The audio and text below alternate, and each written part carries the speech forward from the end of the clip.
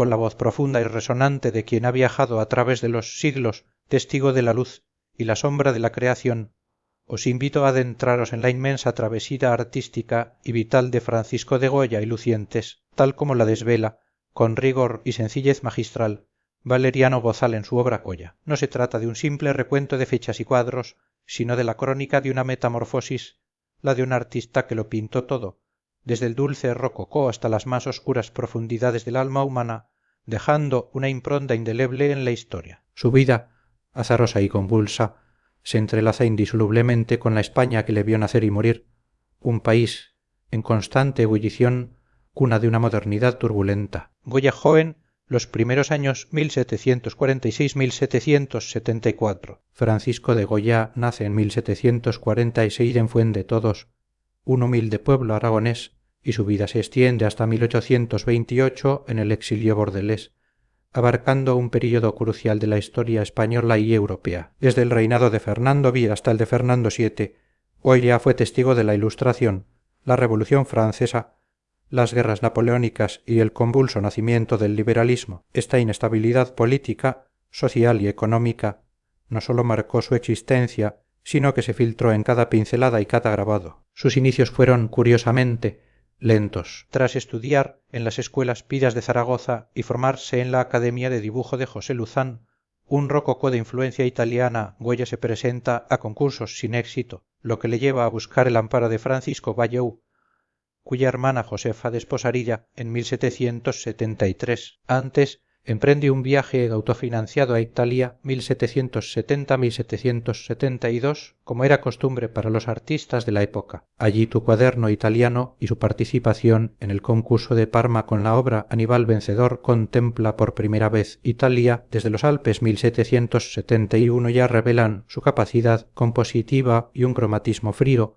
aunque aún profundamente académico. De vuelta en Zaragoza, se dedica a la pintura religiosa, destacando los frescos de la Basílica del Pilar, como la Adoración del Nombre de Dios 1772 y las monumentales pinturas de la vida de la Virgen en la Cartuja de Aula Dei 1773-1774. En estas obras, a pesar del deterioro y las restauraciones, ya se vislumbra su dominio del espacio, la monumentalidad y una personalidad que, aunque no es el Goya universalmente reconocido, anticipa figuras y gestos que luego serán familiares en su obra. El oficio de pintor, Goya en Madrid 1775-1789. En 1775 Goya se traslada a Madrid, reclamado para pintar cartones para tapices por Antón Rafael Mens, la máxima autoridad pictórica de la época. Este trabajo, aunque de bajo prestigio, era la vía de acceso a la corte. Los cartones, modelos para la Real Fábrica de Tapices, debían representar costumbres españolas,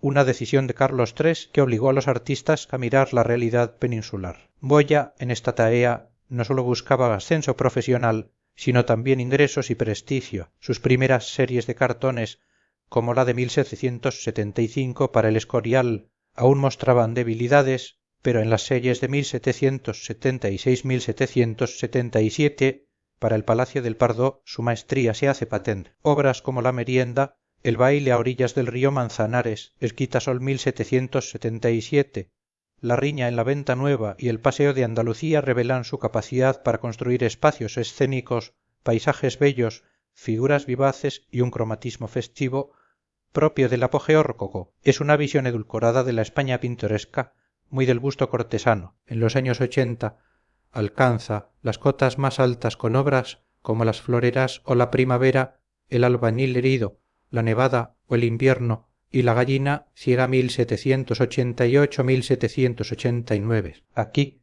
la composición se complejiza, la relación entre personajes se vuelve más convincente y el cromatismo más poderoso. Goya logra una aparente sencillez que esconde una gran sofisticación, dotando a las escenas de verosimilitud y un sentido atmosférico profundo. La última serie de cartones, 1791-1792, sin embargo, muestra un cambio de tono. Obras como La boda ya insinúan una mirada crítica y un estilo más contenido, previendo la evolución posterior del artista. Paralelamente a los cartones, Goya busca el reconocimiento como pintor del rey. En 1780 es nombrado académico y pinta un Cristo en la Cruz 1780 de factura correcta. A pesar de desencuentros con la crítica en Zaragoza, su carrera como retratista despega. Contacta con la corte del infante don Luis, produciendo María Teresa de Borbón y Vallabriga 1783 y el innovador retrato de grupo La familia del infante don Luis 1784 con ecos velazqueños. Destacan retratos como El conde de Florida Blanca y Goya 1783 y su entrada en la aristocracia ilustrada a través de la condesa duquesa de Benavente 1785 y la marquesa de Pontejos 1786. En 1786 es nombrado pintor del rey. Su relación con los duques de Osuna es fructífera, pintando cuadros de gabinete de asuntos de campo para su palacete El Capricho, donde incluso temas violentos como el asalto en el coche en 1786-1787 se presentan con una belleza paisajística bicromática que edulcora la crudeza. Su retrato de los duques de Osuna y sus hijos 1787-1788 es un hito en la pintura familiar española, destacando por su humanidad y la delicadeza en la representación de las figuras. También realiza obras religiosas de profundo carácter humano para los Osuna, como San Francisco de Borja asistiendo a un moribundo impenitente 1788. La década cierra con su nombramiento como pintor de cámara en 1789, un año que en Europa marca el inicio de una nueva era con la Revolución Francesa, la Primavera Ilustrada 1790-1808. El reinado de Carlos IV se caracteriza por la inestabilidad. En este contexto, Goya, ya pintor de cámara, experimenta un punto de inflexión vital y artístico a raíz de una grave enfermedad que lo deja sordo en 1793. Esta experiencia transforma su visión, liberándolo de las ataduras del encargo oficial para explorar su capricho y la invención. Envía a la Academia una serie de cuadros de gabinete pintados por gusto, en hojalata y de reducido tamaño, con temas que van desde cómicos ambulantes y un interior de prisión hasta un corral de locos. Estas obras marcan un giro hacia lo grotesco y lo sublime terrorífico, abordando los aspectos más sórdidos y tragicómicos de la vida. Su maestría en los contrastes lumínicos, la arquitectura sugerida y el paisaje dramático, junto con la aparición de las masas como espectadores, anuncian un Goya nuevo, mucho más moderno. Sus autorretratos de esta época revelan una personalidad fuerte, un artista intelectual y burgués, preocupado por su oficio y su lugar en el mundo. Como retratista, Goya alcanza su cenit, inmortalizando a figuras de la Ilustración como Sebastián Martínez 1792 y el melancólico Gaspar Melchor de Jovellanos 1798, un retrato que es una profunda reflexión sobre el fracaso de la Ilustración en España. También pinta a la duquesa de Alba en dos retratos emblemáticos de blanco y de negro y a la condesa de Chinchón 1800, esposa de Godoy, en una obra de delicada fragilidad. Pero la cumbre de este periodo es la familia de Carlos IV 1800-1801. Aunque evoca las Meninas, Goya crea un friso monumental, con cada miembro de la realeza retratado con una asombrosa verosimilitud y una fisonomía que, lejos de la caricatura, revela su carácter individual. La majestuosidad de la composición contrasta con la humanidad, a veces poco agraciada, de los personajes, demostrando la preocupación de Goya por captar al individuo incluso en la realeza. En este período también surgen dos de sus obras más transgresoras, La maja desnuda 1797-1800 y La maja vestida 1800-1805, encargadas por Godoy. Son las primeras representaciones de desnudos femeninos en la pintura española, sin pretexto mitológico, desafiantes por su mirada directa y la sensualidad explícita del cuerpo. Este atrevimiento le acarrearía problemas con la Inquisición años después. Otro hito es la decoración al fresco de la cúpula de la ermita de San Antonio de la Florida 1798. En solo 36 jornadas, Goya representa el milagro de San Antonio de Padua de una manera innovadora, situada escena al aire libre, con una barandilla pintada y personajes de la población madrileña de la época. Despreciando los cánones tradicionales que enfatizaban lo divino, Goya humaniza el milagro, otorgando a la cúpula un carácter secular y una vitalidad sin precedentes. Caprichos, dibujos, estampas y pinturas 1795-1808. La liberación creativa de Goya se manifiesta con fuerza en sus dibujos y grabados. Los álbumes de Sanlúcar 1796 y de Madrid Álbum B son ejemplos de su nueva sensibilidad, donde explora escenas íntimas y la vía galante con una libertad técnica que descubre el papel blanco como espacio y luz. Estos dibujos no eran preparatorios, sino obras autónomas, una reflexión privada sobre la realidad social, moral, política y clerical de su tiempo, que lo consagran como un artista intelectual. La cumbre de esta crítica social y moral llega con la serie de 80 grabados de los Caprichos 1797-1798, publicados en 1799. Esta colección, irónica y dramática, se centra en el galanteo y la brujería, pero también arremete contra la inmoralidad eclesiástica. La estampa central, el sueño de la razón produce monstruos, sugiere que la verdad se esconde en los sueños más oscuros, revelando una realidad desquiciada. Boya satiriza las relaciones interesadas, la Inquisición, los matrimonios por conveniencia y el peso de las supersticiones. En las escenas de brujería, lo sombrío y nocturno se mezcla con una belleza perturbadora. El artista crea un mundo al revés, invertido y dislocado, donde lo humano se bestializa, anticipando corrientes como el surrealismo. Paralelamente a los caprichos, Goya pinta cuadros con motivos relacionados, como el aquelarre y vuelo de brujas 1797-1798, donde la noche es una expresión dramática. También caprichos reales sobre crímenes pasionales o escenas de bandidos que ya prefiguran la violencia de la guerra. Obras como Caníbales preparando a sus víctimas 1800-1808 introducen una intensidad de violencia y crueldad extremas, una crudeza sin paliativos que marcará su obra posterior y que se aparta de la iconografía tradicional. Boya y la Guerra de la Independencia 1808-1814, la Guerra de la Independencia 1808-1814 sume a España en una brutalidad sin precedentes y transforma radicalmente la visión de Goya. A pesar de la escasez de datos biográficos, su arte se convierte en el testimonio más crudo y minucioso de la violencia, la muerte y la deshumanización. Se le sometió a un proceso de depuración por haber vivido en el Madrid francés, pero salió ileso. Su demanda de retratos disminuye, pero sigue pintando para ambos bandos mientras explora géneros más libres como las naturalezas muertas. Sus bodegones de este periodo, como bodegón con costillas, lomo y cabeza de cordero y bodegón con pavo muerto 1808-1812, son impactantes por su verosimilitud y la belleza que Goya encuentra en lo muerto, en la carne y las plumas, construyendo la muerte con una pincelada desenfadada y luz. Las escenas de guerra son un capítulo aparte. Goya representa la crueldad de la contienda sin retórica ni idealismo,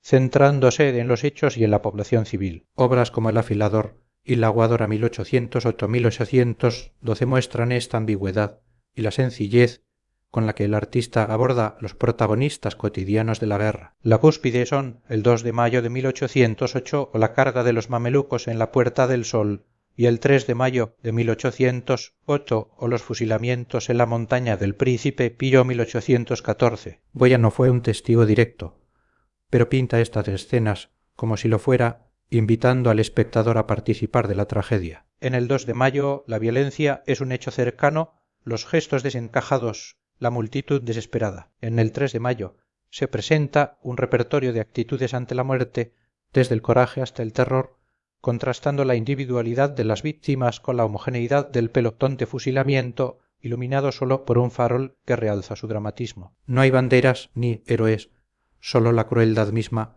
los efectos sobre las víctimas y la ineludible confrontación con la muerte. Este inventario del horror se extiende en la serie de 80 grabados de los desastres de la guerra, iniciados en 1810, finalizados en 1815, publicados póstumamente en 1863. Es una de las cumbres del grabado, donde Goya perfecciona el agua fuerte y el agua tinta. La serie se divide en 3 partes a las atrocidades bélicas, ejecuciones, mutilaciones, éxodos civiles, pillajes, las escenas del hambre en Madrid 1811-1812 y los caprichos enfáticos, una reflexión simbólica sobre la situación política, la corrupción y la muerte de la libertad. Goya adopta el punto de vista de las víctimas, sin sentimentalismo ni justificaciones, revelando una actitud moderna, desconocida hasta entonces. La postguerra 1814-1823, con el regreso de Fernando VII en 1814, Goya ya con 68 años, sigue siendo pintor del rey, pero su entusiasmo por la pintura oficial decae. Sus retratos de Fernando VII con manto real 1814 son convencionales, de compromiso, aunque muestran fragmentos de su maestría en la luz y las texturas. La Junta de Filipinas 1815, un encargo público, se convierte en una metáfora oscura de un país en penumbras. Su religiosidad, sin embargo, se manifiesta de una forma profundamente personal y agónica en obras como la última Comunión de San José de Calasanz y Cristo en el Huerto de los Olivos, ambas de 1819, donde la soledad ante la muerte se convierte en una experiencia limi. Un testimonio aún más íntimo es Goya atendido por Arrieta 1820, una piedad laica donde la ciencia médica sustituye al consuelo religioso. Paralelamente, Goya sigue grabando y pintando por gusto. Publica la Tauromaquia 1816, una serie de 33 estampas que exploran la historia y las suertes de la fiesta, sin ocultar su dramatismo. Sus pinturas de costumbres nacionales 1815-1819 para la Real Academia de Bellas Artes, como auto de fe de la Inquisición y Casa de Locos, ahondan en la crítica social, mostrando las víctimas de la represión y la alienación. El entierro de la sardina 1812-1819 resume este espíritu, una escena de carnaval luminosa pero de un desenfado casi desquiciado, donde la multitud y la inversión de normas reflejan la agitación y la miseria de la época. Disparates y pinturas negras 1815-1823. El ciclo de capricho e invención iniciado años atrás culmina en este periodo de postguerra. La suma de penurias personales, persecución política, el declive de la Ilustración y el auge de un absolutismo represivo llevan a Goya a un creciente retraimiento. Su autorretrato de 1815 muestra a un hombre poderoso, perplejo ante el paso del tiempo, ya no el pintor, sino la persona. Se retira a su quinta del Sordo, a las afueras de Madrid, para crear sus obras más enigmáticas y viscerales. Los disparates tan bien conocidos como Proverbios 1815-1823, una serie inacabada de 22 estampas, es la manifestación más hermética de Goya. Constituyen un mundo de absurdo cerrado donde lo onírico y lo real se confunden, un claro antecedente del surrealismo. Estampas como disparate femenino o caballo raptor exploran pasiones sexuales, miedo, pánico y violencia extrema. Este carnaval goyesco no es transitorio, sino una representación permanente de un mundo desquiciado. Pero la joya de la corona de este período son las pinturas negras 1819-1823, 14 óleos pintados directamente sobre las paredes de su quinta. Tras una grave enfermedad, Goya, con una fortaleza física e intelectual asombrosa, plasma un mundo que desafía las convenciones y anuncia la modernidad. Su sentido preciso aún es objeto de debate, pero su fuerza visual es innegable. Dispuestas en dos salas, estas pinturas presentan personajes mitológicos y bíblicos: Saturno, Judí, las Parcas, Asmodea junto a figuras populares: el ciego, el gran cabrón, los hombres que leen, los que se baten a garrotazos. En el piso inferior, Saturno devora a su hijo con orgiástica ferocidad, mientras Judith mata a Holofernes. La romería de San Isidro y el gran cabrón o aquelarre nos introducen en procesiones infernales y ritos de brujería. La Leocadia y dos viejos completan un ambiente nocturno y cerrado, sin visos de redención. En el piso superior, la angustia persiste, Atropos o las Parcas trasladan a un monigote inerme. El paseo del Santo Oficio muestra a víctimas y beatas. La sordidez cotidiana aparece en dos mujeres burlándose de un hombre. La intriga de Asmodea y la violencia trágica de duelo a garrotazos en un hermoso paisaje culminan en el perro, una imagen angustiosa de un animal que se hunde en un espacio indefinido. Las pinturas negras no discursean, sino que presentan escenas donde la violencia, la superstición, la política, la represión, el sexo y el absurdo adquieren una fisonomía brutalmente nueva, un eco sombrío de nuestro propio mundo. Boyar en Burdeos 1824-1828. El trienio liberal llega a su fin con la invasión francesa de 1823. Temeroso de su integridad y expropiación, Goya dona su quinta a su nieto y bajo pretexto de salud se exilia a Francia en 1824, estableciéndose finalmente en Burdeos. Allí, sordo, viejo, torpe y débil como lo describe Moratín, Goya, con 78 años, no cesa de crear. Aprende la litografía y el lápiz graso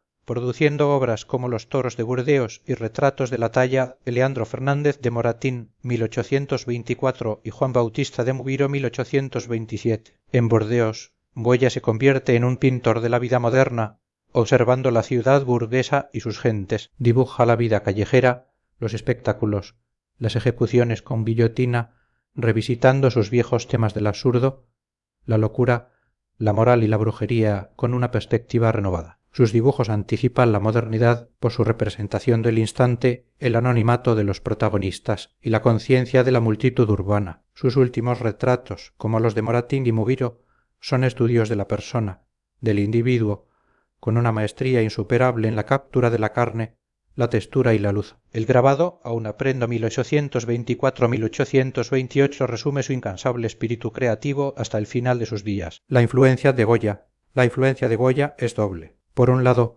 una visión goyesca más reductora, que lo encasilló en la España exótica y negra del romanticismo Alenza, Lucas, Vitorhugo. Por otro lado, una influencia profunda y fructífera en el arte contemporáneo que lo reconoce como un precursor fundamental. Su exploración de la irracionalidad y la superstición impacta en el decadentismo finisecular y el surrealismo Klinger, Cubin, Klee. Su subjetividad expresiva influye en el expresionismo Munch, Kirchner, Dix. Manet se inspira en él para obras como Olimpia y Fusilamiento del emperador Maximiliano, viendo en Goya un referente de libertad pictórica. Goya es el primero en abordar la guerra, la violencia y la crueldad, sin idealismos ni justificaciones, ofreciéndolas en su más cruda tragedia. Los desastres de la guerra, el 2 y 3 de mayo y el duelo a garrotazos son testimonio de una mirada que resuena en Kate Kollwitz, Otto Dix, Picasso o Julio González, quienes también ponen el foco en las víctimas. La metamorfosis grotesca de sus disparates y pinturas negras encuentra eco en Francis Bacon,